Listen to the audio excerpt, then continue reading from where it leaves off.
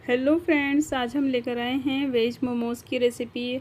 इससे पहले भी हम कई वीडियोस मोमोज़ की अपलोड कर चुके हैं, आप हमारे चैनल पर जाकर देख सकते हैं। मोमोज़ के साथ ही हम मोमोज़ की चटनी भी बनाएंगे और ये भी बताएंगे कि बिना स्टीमर के आप कैसे डबल स्टीम कर सकते हैं। चलिए शुरू करते हैं कि हमें ये वेज मोमोज़ कैसे बनाने हैं।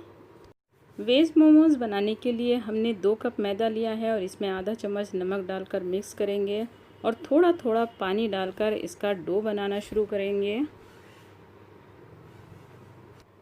थोड़ा थोड़ा पानी डालते रहेंगे और मिक्स करते रहेंगे।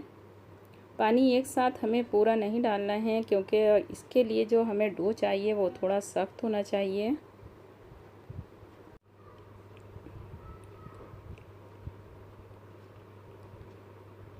और यहाँ तक हमने जो गूँथा है मैदे को तो पानी डाल डाल कर ही गूँथा है।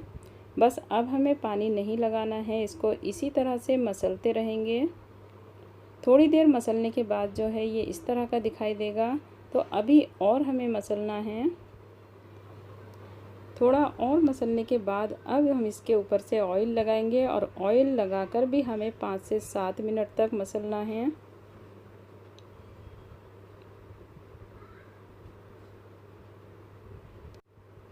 ऑयल लगाकर भी अच्छी तरह से हमने मसल लिया है और अब हमें इसको 30 मिनट का रेस्ट देना है। तो ऊपर से ऑयल लगाएंगे और ढककर 30 मिनट के लिए रखेंगे।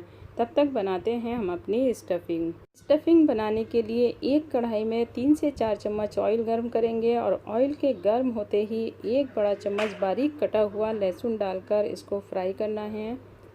जैसे ही लहसुन फ्राई हो जाएगा तो इसमें हम डालेंगे 1 बड़े साइज़ की बारीक कटी हुई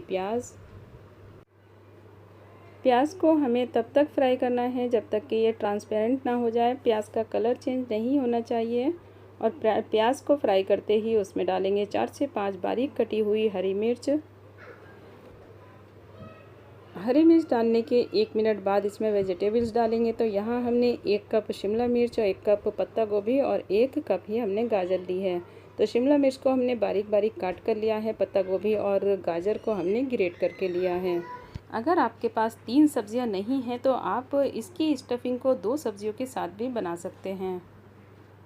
तो इन्हें सब्जियों को हाई फ्लेम पर हमें पकाना है, इसको हमें लो फ्लेम पर नहीं पकाना है। सब्जियां पूरी गली हुई नहीं होनी चाहिए क्योंकि सब्जियां इसमें गली हुई अच्छी नहीं लगती हैं, इनमें करारापन जो है वो बना रहना चाहिए। तो इसके लिए बस आप इनको 3 से 4 मिनट कुक कर लें हाई फ्लेम पर। 3-4 मिनट हाई फ्लेम पर पकाने के बाद इसमें डालेंगे 1 बड़ा चम्मच विनेगर, आधा चम्मच सोया सॉस ज़्यादा नहीं ऐड करेंगे क्योंकि इससे सब्ज़ी का कलर जो है वो ज़्यादा डार्क हो जाता है। चौथाई चम्मच ब्लैक पेपर ऐड करेंगे और टेस्ट के अकॉर्डिंग नमक डालकर अच्छी तरह मिक्स करेंगे। और सभी चीज़ों को मिक्स करने के बाद 2 से 3 मिनट और हमें हाई फ्लेम पर पकाना है जब तक कि ये सॉसेज जो हैं वो पूरी तरह से ड्राई ना हो जाएं।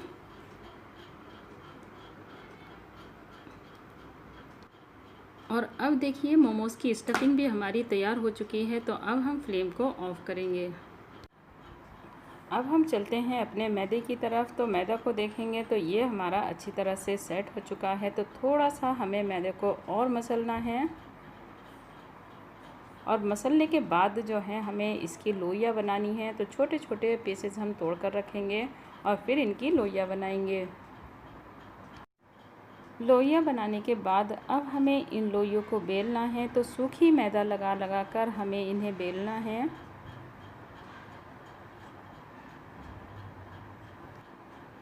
इन्हें हमें पूरी से भी छोटे साइज़ की बेलना है और ना ही ज़्यादा मोटी होनी चाहिए और ना ही ज़्यादा बारीक, क्योंकि अगर ज़्यादा बारीक हो जाती है तो जब हम स्टीम करते हैं तो जो हमारी स्टफिंग होती है तो वो दिखाई देती है। तो देखिए इस तरह से हम बेल बेल कर रखेंगे। और ज़्यादा मोटा अगर बेलते हैं तो सही से मोमोज़ स्टीम नहीं हो पाता है। तो हमें बस ना ज़्यादा मोटा बेलना है और ना ही ज़्यादा पतला बेलना है।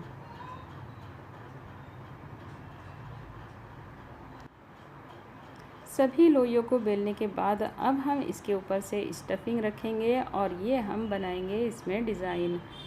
तो आप किसी भी डिज़ाइन से बना सकते हैं। यहाँ हम एक के ऊपर एक, देखिए प्लेट की तरह से जो प्लेट्स हम भरते हैं जैसे साड़ियों में भरी जाती है, तो उस तरह से हम एक के ऊपर एक रख रहे हैं। और इसको रखने के बाद इस तरह से घुमाएंगे। अगर आपको लगे कि ऊपर ज़्यादा मैदा है तो आप उसको तोड़ सकते हैं।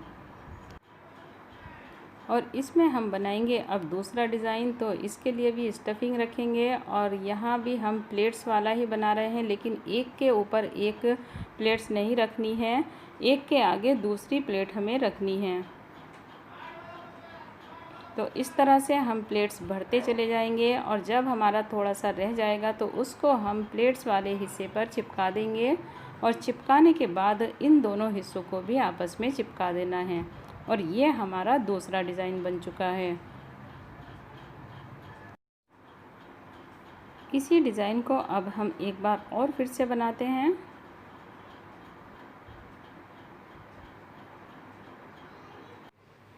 सभी डिज़ाइन हम इसी तरह से बनाएंगे। आपको जो भी इनमें से डिज़ाइन पसंद हो, आप दोनों में से कोई सा भी डिज़ाइन बना सकते हैं। दोनों ही बहुत ही इजी डिज़ाइंस हैं। सभी मोमोज़ बनाने के बाद अब हम पानी को गर्म करने के लिए रखेंगे। अब हम लेंगे इस तरह की एक स्टील की या एल्युमिनियम की कोई छलनी और उसके ऊपर से रखेंगे। ये हमने कैबेज के पत्ते लिए हैं और इनको रखने के बाद इनके ऊपर से मोमोज़ रखेंगे। जितने मोमोज़ छलनी में आएंगे तो उतने हमें छलनी में रखने हैं। अब जो हमने पानी गर्म करने के लिए रखा था तो उसके ऊपर से स्टैंड रखेंगे। तो ये अब स्टैंड जो है थोड़ा ऊपर ही फिट हो जाता है। आपको पानी सिर्फ इतना रखना है कि आपका पानी जो है वो छन्नी से टच नहीं होना चाहिए। और स्टैंड के ऊपर से छन्नी रखेंगे। आप इस तरह से सिंगल भी स्टीम कर सकते हैं, और या आपके पास इस तरह की और कोई जाली है तो आप उस पर ऑयल लगा लें। और ऑयल लगाने के बाद इस जाली को इसके ऊपर से रखें, छलनी के ऊपर से, और इन पर भी आप मोमोज़ रख दें। अगर आपके पास इस तरह की जाली नहीं है तो जो दूध पर ढकने की जाली होती है आप वो ले सकते हैं, लेकिन उसके ऊपर से आप जैसे कैबेज के पत्ते हमने नीचे वाली जाली पर लगाए थे तो उस तरह से लगा कर रख सकते हैं। इस ढक्कन पर मोमोज़ रखने के बाद अब हमें ऐसे ढक्कन से कवर करना है जो मोमोज़ पर टच ना हो, और 20 मिनट तक हमें इन मोमोज़ को स्टीम करना है। अब हम बनाएंगे मोमोज़ की चटनी। तो मोमोज़ की चटनी के लिए हमने 10 से 12 मिर्चों को भिगो कर रखा है। अगर आपके पास टाइम नहीं है तो आप इनको बॉईल कर सकते हैं। और इनका पानी निकालने के बाद हम मिर्चों को मिक्सी जार में डालेंगे। 6 से 7 लहसुन की कलियों को छील कर डालेंगे। 3 टमाटर लिए हैं जिनका छिलका निकाल दिया है, तो इन्हें हमें ग्राइंड करना है। ग्राइंड करने के बाद अब 2 चम्मच हमें ऑयल गर्म करना है। और जो हमने ये ग्राइंड करके पेस्ट रखा है तो इसको हम ऑयल में डालेंगे। और मिक्सी जार में को भी हम धोकर इसी में डालेंगे। और इसे हमें हाई फ्लेम पर 1 से 2 मिनट पकाना है।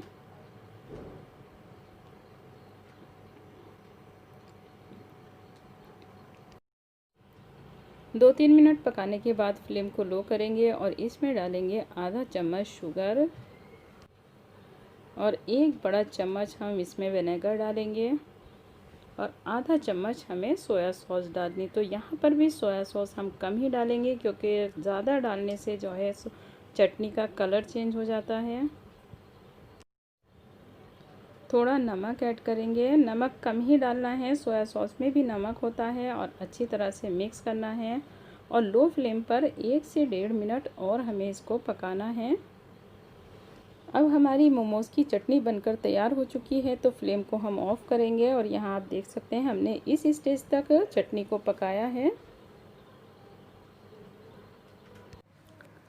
मोमोज़ को स्टीम होते हुए 20 मिनट हो चुके हैं, तो अब हम चेक करेंगे। तो मोमोज़ स्टीम हो चुके हैं और यहाँ आप देख सकते हैं कि अगर हम पतला बेलते हैं तो इस तरह से स्टफिंग दिखाई देती है।